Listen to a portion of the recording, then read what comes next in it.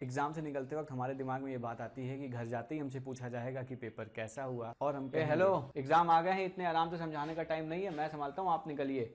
जब भी हम एग्जाम से निकल रहे होते हैं तो हमारे दिमाग में बहुत सारी बातें चल रही होती हैं कि घर जाते ही हमसे एक यूनिवर्सल सवाल पूछा जाएगा कि पेपर कैसा हुआ, और हम उसका एक यूनिवर्सल जवाब देंगे कि पेपर अच्छा हुआ। लेकिन एग्जाम के पहले सबसे पहले देखिए आपको क्या करना है। एडमिट कार्ड आप सभी ने निकाल लिया होगा, उसमें एक इंस्ट्रक्शन को अगर आप पढ़ा हो अच्छे से आपने, एग्जाम के एक दिन पहले उसको और कोई नई चीज मत पढ़ाओ, ज्यादा पजल मत करो, रिलैक्स रखो दिमाग को, अच्छे से सो, प्रॉपर नींद लो, दिमाग फ्रेश रहेगा, एक्टिव रहेगा, तो कोई भी सिचुएशन को हैंडल करने के लिए तैयार रहेगा।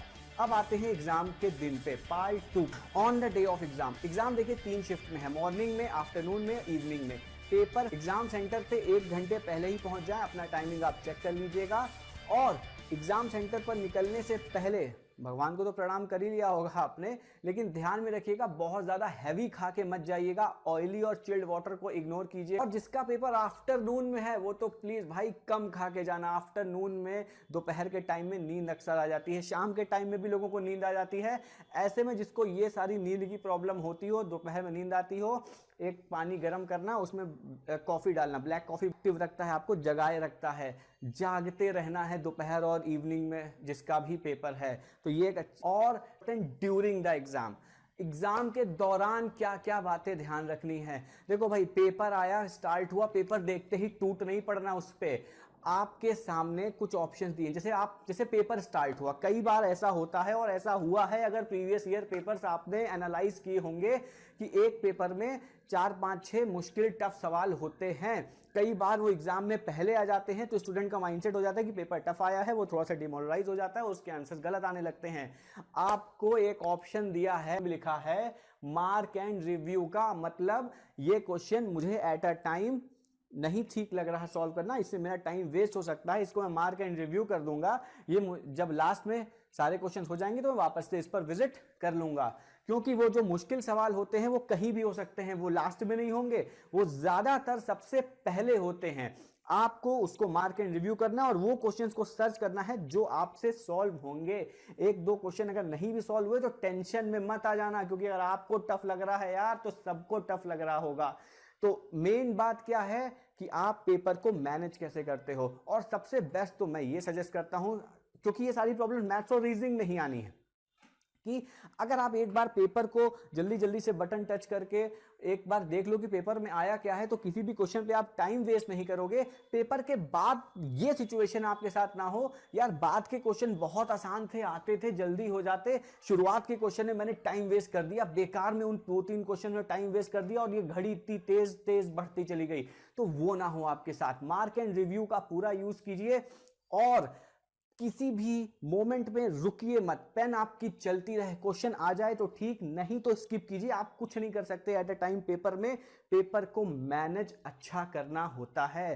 पेपर को बाद में आप देखो और कहो कि यार इसमें तो कई सारे क्वेश्चंस मुझे आते थे। और आप अगर देखो ध्यान से पेपर को, इंपॉर्टेंट, सबसे इंपॉर्टेंट, जो पहली बार ऑनलाइन पेपर देने जा रहे हो, हाथ जोड़ के उनसे रिक्वेस्ट है मेरी, क्वेश्चन को क्लिक करने के बाद सेव एंड नेक्स्ट कर देना। स्टूडेंट्स मुझसे मिलते हैं, कहते हैं कि सर पेपर अच्छा हुआ, लास्ट में सबमिट किया तो 0 दिखा रहा था। सेव एंड नेक्स्ट भी करना होता है, क्लिक करके ही नहीं आना होता कि आपने बी पर क्लिक कर दिया और आप आगे बढ़ गए। सेव एंड नेक्स्ट सबसे इंपॉर्टेंट। लास्ट में आपसे कहूं, ये सिर्फ एक एग्जाम है, आपको अपना बेस्ट देना है। मेरा नाम है Ashish Kumar, I am educator on Unacademy. Unacademy पे मैं बैंकिंग कैटेगरी में पढ़ाता हूँ और बहुत सारे मेरे बैचेस अर्थमेटिक के, डीआई के और बैंक के एग्ज़ाम से रिलेटेड आए हुए हैं, जिसके लिंक डिस्क्रिप्शन में दिए हुए हैं। एसएससी या bank exam, railway exam, defence exam, JE या नीट एग्जाम की प्रिपरेशन, स्टेट पीएससी, नेट के एग्जाम, गेट, पीएससी या आईआईटी जैम या नीट पीजी या टीचर एलिजिबिलिटी टेस्ट, टेट के एग्जाम्स, मैनेजमेंट या foreign studies, CA, CS, state CET, CBSE के भी अगर आप एग्जाम दे रहे हो 9, 10, 11, 12 के, तो अनअकैडमी पर आपको सारे कोर्सेज मिलेंगे और एक्सपर्ट फैकल्टीज से आप, एक्सपर्ट एजुकेटर से आप गाइडेंस ले सकते हो। फॉर एग्जाम्पल, अगर आपका टारगेट बैंक एग्जाम्स है तो आपने बैंक एग्जाम के गोल को टच किया और यहां पर आपको एजुकेटर्स दिखेंगे और आप किसी भी एजुकेटर्स को क्लिक करके उनकी क्लासेस को एक्सप्लोर कर सकते हो। जैसे यहां पर देखिए, यहां पर मुझे दिख रहा है डिटेल्ड कोर्स ऑन परसेंटेज। अब यहां पर अगर मैं क्लास के लिए जाऊंगा तो मुझसे प्लस के लिए सब्सक्रिप्शन के लिए कहेगा। अब मैं इस टीचर के स्पेशल क्लासेस जो फ्री क्लासेस होते हैं उसको पहले मैं देखना चाहता हूं, तो यहां से मैं सी ऑल करके सारे स्पेशल क्लासेस को देख सकता हूं जो कि बिल्कुल फ्री हैं। इन सारी स्पेशल क्लासेस के कोई भी पैसे नहीं लगते, ये सारे आप देख सकते हो। मैंने कोई एक क्लास को ओपन किया, practice corona 28 data interpretation basic maths में क्या पढ़ाया है आप आगे भी इसको देख सकते हो फॉरवर्ड करके। जिस भी पार्ट को देखना चाहो यहाँ से आपको टेलीग्राम पर जुड़ने से आपको एक और फायदा होगा, आप अपने डाउट्स यहाँ शेयर कर सकते हो, दूसरों के डाउट्स सॉल्व भी कर सकते हो। आप मुझे डायरेक्टली टेलीग्राम पे कॉल भी कर सकते हो काउंसलिंग के लिए, स्ट्रेटजी के लिए, कैसे पढ़ें, कहाँ से स्टार्ट करें, कैसे प्रिपरेशन करें, इन सारी बातों के लिए मैं हमेशा आपके लिए। स्ट्रेटजी अर्थमेटिक के लिए बहुत ही इंपॉर्टेंट है क्योंकि एसएससी और बैंक दोनों ही अलग एग्जाम्स हैं, इसलिए उनकी तैयारी के लिए स्ट्रेटजी भी अलग होनी चाहिए।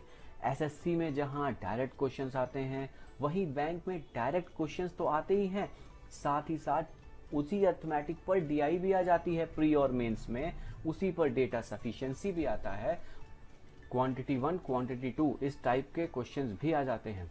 सो बैंक एग्जाम में जो टॉपिक्स हैं प्री से मेंस के लिए वो है आपके परसेंटेज और रेशियो, बहुत ही इंपॉर्टेंट रोल प्ले करते हैं क्योंकि परसेंटेज से ही profit loss, discount, simple interest, compound interest ये सारा लगता है, वही रेशियो से age, mixture, partnership, time work लगता है। और जब ये दोनों आप कर लेते हो तो इन दोनों को मिलाकर आप डीआई भी बहुत अच्छा करते हो। मैंने अपने कोर्सेज जो मैंने लास्ट मंथ कवर कराए हैं उसमें मैंने परसेंटेज को इस तरीके से प्रॉपर डिटेलिंग के साथ पढ़ाया है जिससे कि आप कोई भी एग्जाम दो आप 100% उसमें परफॉर्म करो। Basics, income expenditure, pass fail, successive, election based question, commission based question, mix question plus data sufficiency, quantity 1 quantity 2 और लास्ट में हाई लेवल क्वेश्चन भी मैं ऐड करता हूँ। और इसी तरीके से मैंने प्रॉफिट लॉस भी कराया इसमें, जो कि आरबीआई, एसबीआई, आईबीपीएस, आरआरबी और सीजीएल सभी एग्जाम्स के लिए इंपॉर्टेंट है। और बेसिक से शुरू करता हूँ और मेंस लेवल तक के क्वेश्चंस कराता हूँ। और प्रॉफिट लॉस को भी मैंने इसी स्ट्रैटेजी से कराया, direct questions, DI, data sufficiency, quantity 1 quantity 2 ये आप देख सकते हो। पूरी कैटेगरी मैंने बना रखी है, क्या कराया है मैंने, कैसे कराया है, इसका भी लिंक डिस्क्रिप्शन में आपको दिया हुआ है जिससे आप इसका डेमो देख सकते हो, इसका ट्रेलर देख सकते हो कि मैंने इसमें क्या कराया है। और तो और मैं हर तीसरी क्लास के बाद डाउट क्लियरिंग सेशन रखता हूँ और वीकली क्विज भी आपको मिलते रहते हैं। मेरे जो अपकमिंग कोर्सेज हैं अनअकैडमी पे वो है रेशियो प्रपोर्शन, जिसमें मैं बेसिक्स, शेयरिंग पर बेस्ड क्वेश्चन, कॉइन्स पर बेस्ड क्वेश्चन, इनकम एक्सपेंडिचर पर बेस्ड क्वेश्चन, रेशियो चेंजेस जो रेशियो की वजह से हम एज सॉल्व करते हैं, पार्टनरशिप सॉल्व करते हैं, उनका मैं कॉन्सेप्ट बताऊंगा कि क्यों सॉल्व करते हैं। अदरवाइज तो सारे टॉपिक्स को मैं डिटेल में कराऊंगा। और लास्ट में मिसलेनियस क्वेश्चन, मिक्स क्वेश्चंस कराऊंगा। और साथ ही डेटा इंटरप्रिटेशन का मैं पाई चार्ट स्टार्ट कर रहा हूँ। पाई चार्ट में मैं सिंगल पाई चार्ट कराऊंगा, डबल पाई चार्ट कराऊंगा, पाई चार्ट प्लस टेबल कराऊंगा, डाउट क्लियरिंग सेशन भी रखूंगा और मिक्स पाई चार्ट्स कराऊंगा। कुछ प्रीवियस ईयर के क्वेश्चंस पर बेस्ड होगा, चाहे वो प्री के हों चाहे वो मेंस के हों।